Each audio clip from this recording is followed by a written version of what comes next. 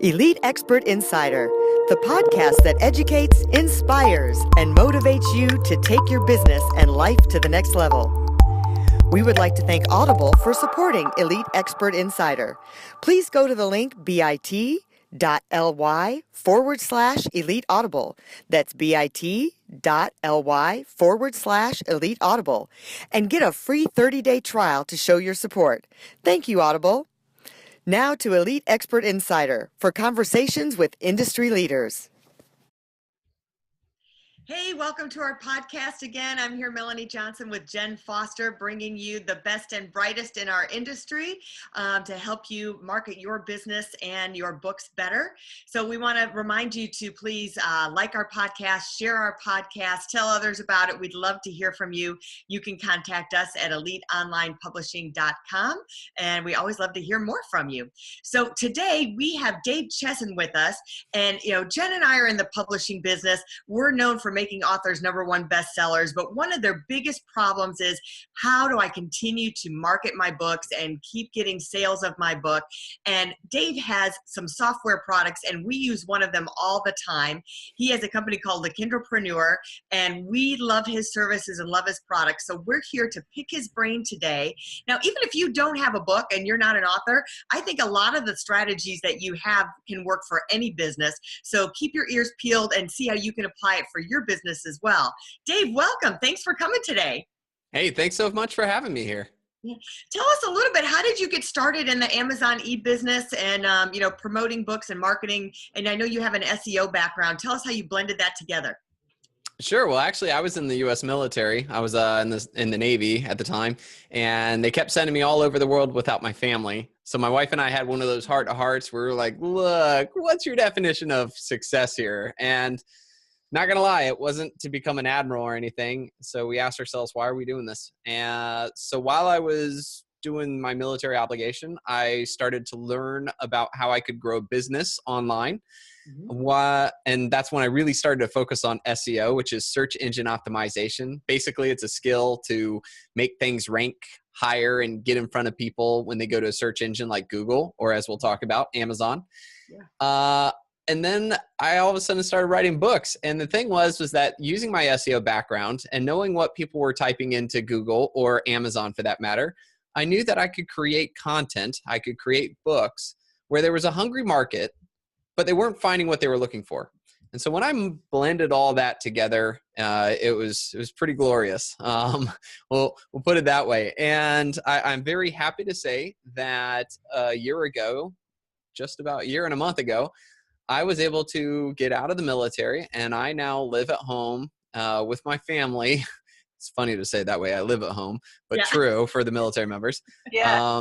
And I get to see my kids every day. So I'm so happy, and it's my writing that's really got me there. That's wonderful. Well, I think it's so great when you stop and ask yourself that question of, why am I doing this? And what do I want to be doing? And what can I do to get there? So I love to take action on that. It's great. Well, and let me put that one step further too. We as authors, right, when we decide to start writing a book and then market it, it's kind of like climbing Mount Everest to a lot of us, right? It's a momentous occasion. So what you really have to do is ask yourself, what are you doing it for? And if you can't define that, then you're not going to keep with it when things get tough, when life gets in the way. You're not going to make a couple of changes, in your habits and your time scale. One of the things that really helped me to be able to be a full-time dad and in the military was I got up early in the morning and I made that my time to write. It was, for me, it was 4 a.m. in the morning, and I would write from 4 a.m. to 7 a.m. before the little critters got up and started yelling at me, get me breakfast. Yeah. But just by doing that every morning, it became a habit, and the habit turned into a skill, and the skill turned into results. Mm-hmm. That's excellent. Well, I love what you said, and anyone getting started on a book, that's exactly what you need to do. Set aside a time, right? And then create that habit and get the results. I love that. So tell us some of the tools that you developed and how they are helping authors. I mean, so many people struggle that they've got their book out there and then it's just not getting sales. It's ranked so low and they don't know what to do because a lot of them are maybe not be marketers. That's not their thing. So what are some of the tips that you help to get them a book to keep up there and get that residual income keep coming in for them? Yeah, well, when it comes to book marketing, there's really two methods to it, okay? One is that you find out what the current audience wants in the market, and you either tailor your book to that or you write to that market. And when you do that, you know that there are people on Amazon willing to buy your book. But say, for example, you do your research and you find out, well, they aren't searching for my kind of book, or it's too competitive. Then it doesn't mean you can't write that book. What it does mean, though, is you have to start depending on method two. And method two is going out on the internet, finding that market, grabbing them by the collar, and bringing them to your book. Okay. It's method two is a lot easier if you have an author platform. You've grown an email list. You are a whiz at Facebook ads. You can crack out some awesome AMS ads and get results. Those are skills, or those are assets that you can use. But for a lot of us, we don't have that. So the key is that if you do market research and you look and you find out that, there just isn't a market on Amazon for this, it doesn't mean you can't write the book. It just means you can't depend on Amazon to make the sales for you. Okay. So one of the things for myself was that when I started writing, like I said earlier, I wanted to learn what the market on Amazon was doing, what they were typing, what they were willing to pay for, and whether or not there was too much competition for someone like me who didn't have a huge email list back then or something to be able to enter. Okay. And I found some amazing things. I was able to figure out what words people used in Amazon when they were searching for the book they were going to buy. I figured out how to find out how much money other authors were making by creating these calculators and mathematical equations. And then finally, I was able to compute exactly how much competition there really was. Some people say, well, it's the number of books that show up, but man, there's so much more to it. So when I did this, I had key insight. I knew that the book I was about to write had a hungry market that was willing to pay for it, and I knew I could get in. That to me validated all the time, effort, money, sweat, tears poured into the book, because I knew from day one it had a lot of room for success. Now, the thing about that, though, is that when I tried to write out my whole process and list it and give people step-by-steps, the thing is that not many people were down for the whole giant Excel sheet, the Excel equations, and the math. When I was in the Navy, I was actually a nuclear engineer, and I was a physics major in Wisconsin. So I'm all giddy over the numbers, but people don't really know. No. People aren't normally numbers people. Yeah. And so the thing was that we started to look at, well, let's create something that does all of that for people and make it as easy as possible for them to understand. And that was a lot of development and testing. My goal was that my 75-year-old grandmother could use my program and get benefit out of it without me standing over there teaching her how to do it. And so we created this program, and it just lays it all out for people so they can quickly know what words people type into Amazon, how many competitors there are, the average amount of money the top books make for that keyword, and even the number of people that actually type that phrase into Amazon. So how does this kind of work? Well, let me give you guys a couple of examples, okay? A long time ago, when I was first starting off, Evernote was this huge thing. Everybody was talking about Evernote. Books were coming out all the time on how to use Evernote. And I had used Evernote a lot. I decided, hey, it'd be great to write a book on it. Be another person out there. Well, I did my research, and I found out, nope, there's a lot of people writing that book. Now, if I hadn't have done all the research that I just talked about, I might have been one of those people who stepped in, created the book, thought it was hot, and got nothing, was never able to rise up to the top. But because of my research, though, I found out some great stuff. I found out that people were actually typing more when they searched for Evernote. Words that people were using were like Evernote for authors, Evernote for students, Evernote for project management, Evernote for lawyers. See, taking that one thing, I found out there was a hungry demographic inside of Amazon wanting to buy, and there was no book for that demographic. So imagine yourself, you're a lawyer, and you go to Amazon and you type in, Evernote for lawyers. Are you going to buy one of the ones that just say Evernote? Or are you going to buy the one that's specific for your group? And so now someone who's a no name that doesn't have a huge email list or a platform can be the book. Out of all the thousands that are out there, I'm the book. So the research process itself can help you to not only figure out if your book idea is going to succeed or if there's a market on Amazon, but it can also give you key insight on how you can maybe tailor the book that you want to write, so that it has a specific niche market ready for your book. And then you don't have to compete against all these people. Right. And it's almost like a micro niche, because you find your niche and then you do the micro niche. Because that's exactly who you need to be marketing to, because you're giving them what they want. Absolutely. And another thing that a lot of authors, that people have done keyword research and they don't find success. And, one of the things that I've found is the biggest mistake they make is that they find these words, but then they don't truly make sure the book embodies their target words. Okay. This isn't about, I published a book and then I quickly gathered a couple of terms and I threw it into KDP, and hit publish.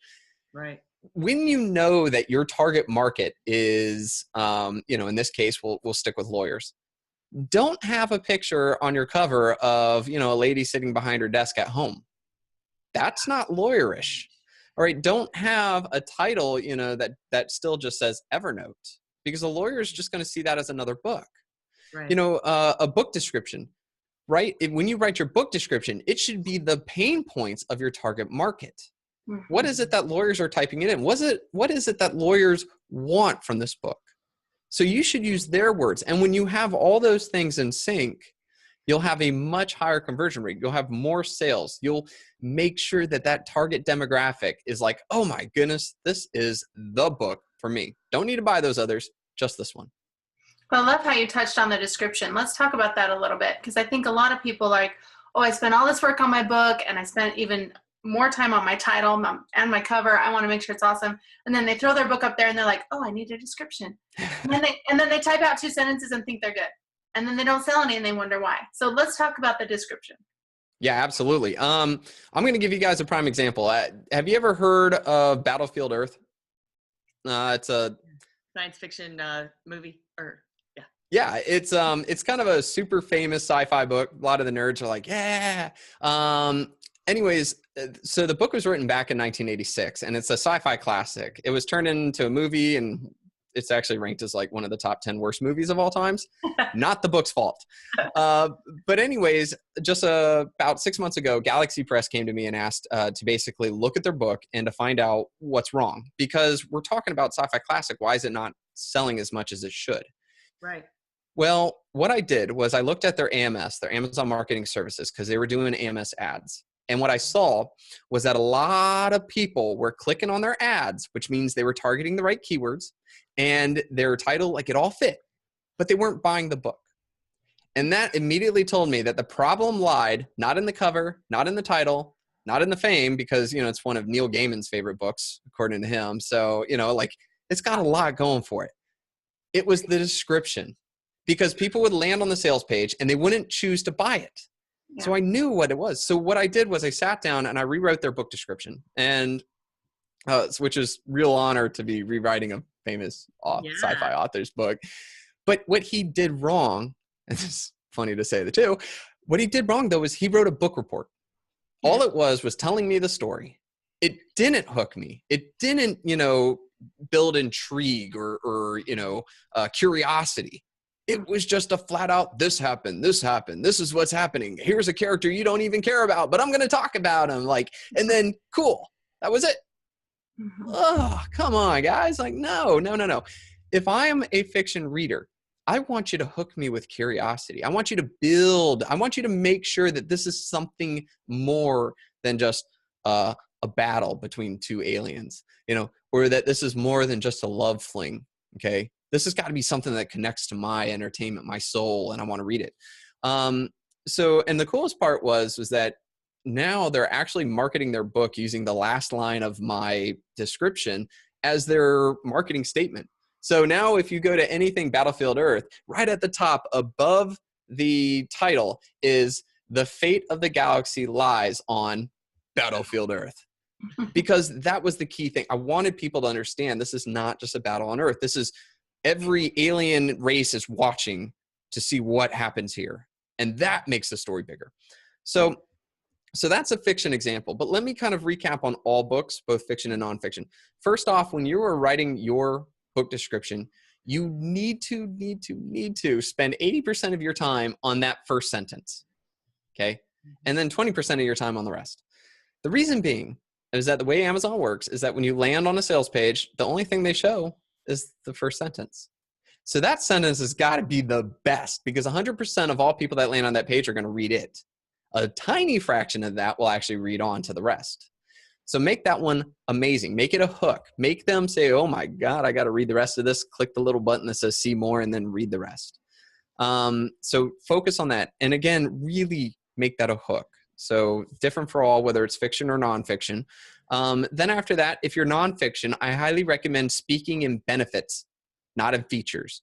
Okay. If your book shows the 5 steps on how to quit smoking, well, that's cool. But what's the benefit from that? You know, less stress and anxiety from our proven steps will help you, you know, like we will do this for you. Okay. In fiction, I also tend to love bullet points. Boom, boom, boom. You know, let it be seen. Let my lazy eyes be able to scroll down and get the gist of what this will do. And then finally end with a call to action. We did an experiment. We found that those book descriptions that have a legit call to action that just reminds them, hey, buy the book, you know, a little bit more style points in there than that, but just telling them this is what you do next. We saw a higher percentage and increase in our conversion rates just from the one thing. And with fiction, again, you want to really captivate them in that first sentence. Remember, it's not a book report, and instead build up the almost like a climax inside of your own book description, and then let them go right to that buy now book or buy now button. Love it. That's great. So much great information. I think it's so key to make sure you have a great description. Most definitely. And for any AMS users out there, if you're doing Amazon ads and you're not seeing clicks or, you know, anything, that's a good indication your cover's not right. But if you are getting clicks and people aren't buying, then that's an indication your description isn't right. So now we have a mathematical way of actually being able to say, I know what the problem is with my book. Right there, and then being able to attack it. I love that. All those things like you talked about, so the Amazon ads, what are the things, so a person launches their book, what do you think they should be using? Should they be spending a budget on Amazon ads? Should they be putting stuff just on social media, trying to do as much free stuff as possible? What would the strategy be? Well, personally, I really love Amazon ads because the fact is that when you're advertising on Amazon, you're advertising to people who are trying to find their next book, right? Mm-hmm. That's infinitely easier to get the attention of somebody ready to buy right now than it is to go somewhere else and convince them to stop reading, you know, so-and-so's status, you know, or reading the article on the, you know, Kardashians or something like that. Convince them to stop that and to come on over and then decide to buy right now. A lot harder, right? So in Amazon and AMS, it's basically like, I'm going to pay you guys a little bit of money in order to put my book in front of the buyer. So I'm a big fan of that. But the other thing that I tell people too is that there's like a billion ways to market a book. And I've always found that those who have decided that this is going to be the thing I focus on, that I'm going to learn and treat like a skill, they're the ones that actually see more fruition from their labor. The ones who try to do dabble in everywhere, right? They'll do like, okay, I'm going to be on Twitter because I heard that's that's good. And I'm going to do Facebook. Oh, Facebook group. I should start that. And Pinterest. Pinterest is hot, and Facebook ads and this and that and that. The poor writer just sits there and spins their wheels and they just go in circles and they don't see a lot happen. They don't see a lot of results come from all of this hard work. And it's absolutely frustrating. So to recap that is that when you find one that you truly feel is a good fit for what you like doing, hone in on it, master it, and then you're going to see success. That's great. That's great advice. So stick with one, try it, see if it's getting success. If it is, stick with it, hone it, master it. If not, then try something else. Move on to the next thing that you think would get you some results. But do it the right way, because like you say, there's good ways and bad ways to do it. Like they weren't seeing the results and quantify that. Hey, we're not getting the results, but could that be from my cover? Could that be from my description? So absolutely. And the other thing to kind of go on that though, is that one of the problems that I see a lot of people do though, is they pivot a little too much though. So you said kind of like, try this and see, whether it works. Let me tell you, if you did your market research and you know that there's a market on Amazon willing to buy your book, okay? Like they want this subject. Amazon ads will work, right? Because you know the market's there. So just investing all that time to learn AMS ads, okay? And then, you know, be like, well, this didn't work for my book. And then move on to something else. That's all wasted time, right? So if you know the market's there and you know that the ads do work, but yours isn't, that's the time to really focus in and figure out what that little thing is. And when you bridge that, you've now got a master skill that will help for all of your books going forward. So I don't say pivot too often, but man, if you've been really working it hard and you've really worked in faith on that one and it's just not happening, then consider pivoting. But don't dip your toe in the pool. I say jump in and freeze a little bit and warm up as you swim around. Like that. Hey, so let's ask a technical question about Amazon ads. So if you're doing an Amazon ad, say for a Kindle, what's the difference of doing an Amazon ad for your print book, paperback? Well, so right now we can't choose to do print book. We can only choose to do Kindle books. The way that you set up Amazon ads is that you go into your KDP dashboard and then you choose the Kindle book there, and then you can click to set up AMS. That's as of right now. I got a feeling Amazon's going to fix that and figure it out. But one of the things that I tell people is that with Amazon ads, highly, highly recommend you do Amazon ads for books that have both a Kindle book and a Create Space. And if you got it Audible, even better. They're all on the same page anyway, right? Exactly. So if I have paid a little bit of money to get somebody's attention to come from a Amazon search to then click on my book sales page, some people will be intrigued and they'll do it. But they're Audible listeners, right? Or they're physical book readers. And if you don't have those options, you lost a prime content, you know, a prime customer. But when you have those options, you're going to have a much higher conversion rate. So even though your ad can only be created if you have a Kindle book, your other versions will benefit from the fact that you drove them there from Kindle, but they ended up buying something else. I'm going to ask a personal question for our business. We have a whole line of journals and fitness journals and things like that. So, and they're just things that you write in. So they're only paperback. What would be the strategy for that? Well, let's see. The ability, so one that requires, so kind of like also like adult coloring books as well, right? Right. Well, to tell you the truth, I don't think that would be a very good fit for AMS ads until they figure this out and you can start doing it for physical copies. But one of the things I've seen a lot of authors do that might work for you guys though, is that they create like a perma-free book, you know, or they create a book and they make it like 99 cents and then they set up the ads to go to the book. But the purpose of the book is to be a gateway for other things. Okay. So say, for example, you guys have a book that's doing pretty well or could be doing pretty well just about, you know, fitness. And inside that book, you can make that book itself be almost like, you know, a launch pad for your other books, right? You talk about the importance of journaling and then you drop a link to, you know, if you want to journal, here are some great opportunities.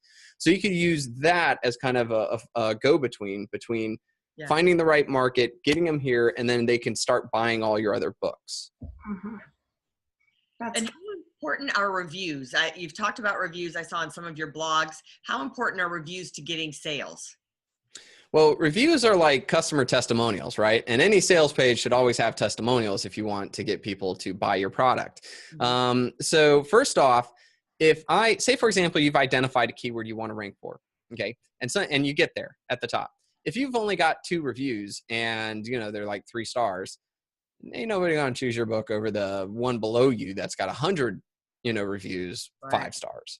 So, and then ultimately the way that Amazon works is that if they see that people are skipping your book and going to somebody else, they'll start to outrank you. So just from a conversion rate, you're going to lose your capability of getting in front of people. But the other thing too, though, is that Amazon does put a weighted value on verified reviews. So there are 2 types of reviews. One is unverified, one is verified. Unverified means that the person didn't buy the product or book on Amazon, but they decided to leave a review. So therefore, Amazon cannot verify that they actually own the product. But a verified one is where somebody bought the book on Amazon and then they left a review. So Amazon knows they bought it. Therefore, Amazon really, like, they'll still publish an unverified review, but they don't really their algorithm, their ability to choose how that affects the book's rankings, doesn't place much weight or value on it unless it's that. Another thing that plays a big part into how Amazon sees reviews is the frequency and how recent reviews are. So a lot of people get scared when they see that their competitor has 400 reviews. But if they look a little deeper, they may find out that there are only, the last review submitted was like a year ago. That means no reviews in a whole year. Amazon's going to look at that and be like, all right, well, whatever. But your book got 25 this month. You're going to do a lot better in Amazon's eyes than the book that hasn't gotten a review in over a year. So frequency and how recent is also a very important factor as well. And is there a magic number? Oh, go ahead, Jen. Oh, no, go ahead. Is there a magic number that an author should strive for? Well, I've heard a lot of people say that 25 is like a magic number, that they believe that Amazon gives you a little bit more love when you hit 25. I've done a lot of experiments. I haven't seen anything that would allow me to state that. And Amazon doesn't come out and say that at all. Right. So I'm not really sure. But one thing I will say is that when you do look at your competitors, it's really a good idea to make sure that you're right there, right?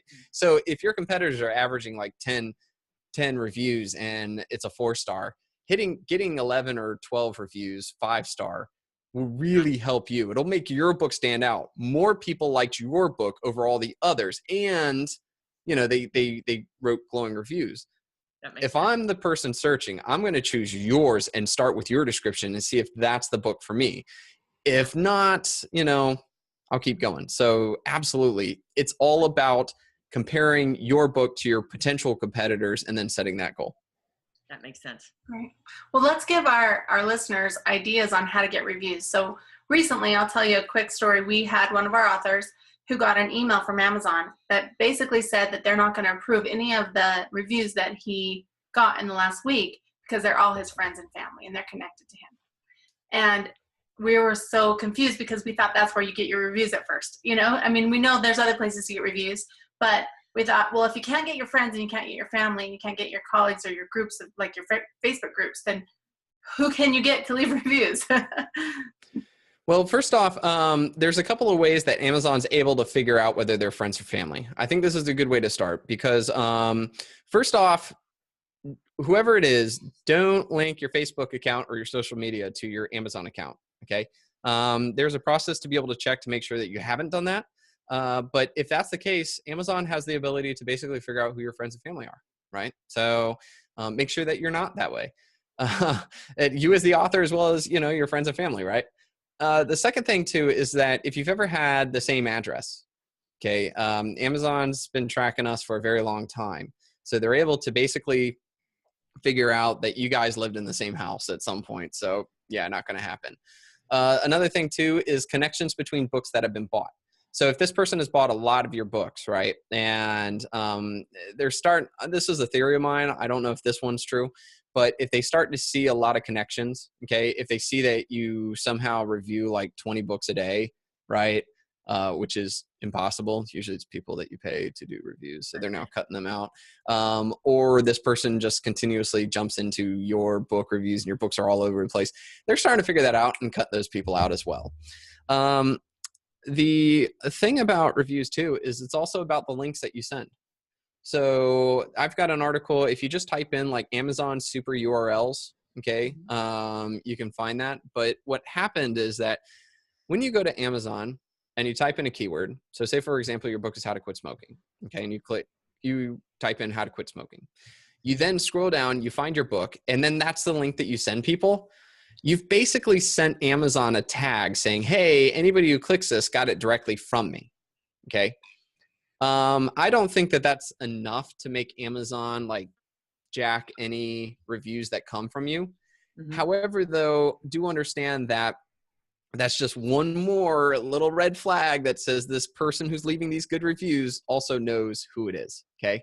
And the reason is that inside of that link, just to get a little technical here, because I love doing this, inside that link is called a QID number. And the QID number is the number of seconds since 1980. So when you take that link, okay, first off, it's attached to your account because you're probably logged in. Number two is it's timestamped from when you got it. So now they know that this 100 people that clicked on this link all came from your link. And also there's a little bit of keyword tagging, and I go into detail of it, but I think Amazon's been trying to stop people from doing this black hat tactic that I'm not going to go into here. But I have reason to believe that they're trying to root it out. So to recap on everything, right? One, make sure that the person doesn't have their, their social media accounts attached to their account, as well as yourself. Mm-hmm. Number two, if it's somebody who you guys have lived together, or you even have their email, their mailing address in your contact book inside of Amazon, like that's a big no-no. And number three is make sure you're using a clean link. Okay. Again, just Google Amazon super URLs, and you should find the Kindlepreneur article there, and it shows you exactly what link you should use, so that it's clean and it's not linking these people back to you. Awesome. Thank you so much for all of your wisdom and everything. We'd like to keep going on the interview, but we want to make sure it's not too long. So why don't you tell everyone where they can find you, where they can find more information, and if you have any offers, you can give them that. Sounds good. Well, first off, you can find me at kindlepreneur.com. That's like Kindle Entrepreneur. And I have a contact page there. If I've gone over anything that might have been too fast or I didn't cover something, go ahead and hit me up there. I still to this day answer every one of them. It's getting a little harder as the days go by, but it's good. Also, the software that we talked about is called kdprocket.com. So if you're interested in learning about what the market looks like and how to gain a competitive advantage over other authors, I recommend checking that out. It's also got a great feature to help out with the AMS keywords. And the big offer, the thing that I highly recommend is that if anybody is interested in learning AMS, I have a fully free course on all things AMS. It's just go to amscourse.com. That's it. It'll teach you everything you need to know to be able to turn around and do it. And it's 100% free. Awesome. That's awesome. We're going to watch it for sure. Really appreciate you, Dave. Great interview. A lot of great tips for everybody, and insight. Man, was taking notes. So if you saw my head going down, because I was writing stuff as we were going, it was really awesome. So thank you for joining us. And again, if you like this podcast, please leave us a message, like us, share the podcast with your friends. We always like having you here on our podcast.